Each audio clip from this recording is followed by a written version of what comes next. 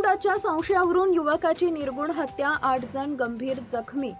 मूर्तिजापूर येथील सिरसो गायरन परिसरात आज सकाळी 6 ते 7 वाजेच्या सुमारास 2 गटांमध्ये तुफान हाणामारी झाली, ज्यात एका 19 वर्षीय युवकाची कुऱ्हाडीने हत्या झाली तर 8 जण गंभीर जखमी झाले. प्राथमिक माहितीनुसार अनैतिक संबंधाच्या संशयावरून हा वाद उफाळला.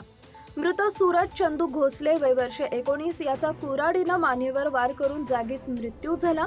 जखमींमध्ये इतर 8 जणांचा समावेश असून त्यांना मूर्तिजापूर येथील श्रीमती लक्ष्मीबाई देशमुख उपजिल्हा रुग्णालयात उपचारार्थ दाखल करण्यात आले. त्यांची प्रकृती गंभीर असल्याने त्यांना पुढील उपचारासाठी अकोला जिल्हा सर्वोपचार रुग्णालयात हलवण्यात आलं आहे.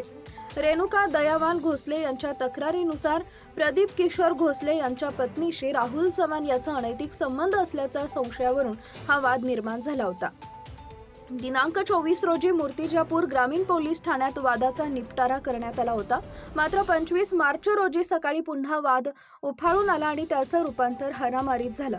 पोलीस प्रशासनानं राज निर्दोष घोसले वय वर्ष 22, दीपक लक्ष्मण पवार वय वर्ष 30, प्रदीप किशोर घोसले वय वर्ष 25, करण किशोर घोसले याच्यावर विविध कलमाखाली गुन्हे दाखल केलेत. या घटनेच्या तपासासाठी पोलीस निरीक्षक श्रीधर गुट्टे यांच्या मार्गदर्शनाखाली PSI Wankhade, PSI Samatkar, ASI Sanjay Khandare, ASI Lanjewar, PC Ritesh Maddi, Shankar Khedkar, Ganesh Thakare आणि सुदाम धुळगुंडे हे काम करत आहेत.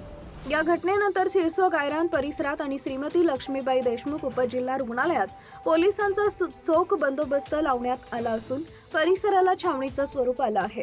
सत्यशोधक न्यूज चॅनलसाठी मूर्तिजापूर तालुका प्रतिनिधी Nagorao Tayde. Subscribe now and press the bell icon. Never miss an update.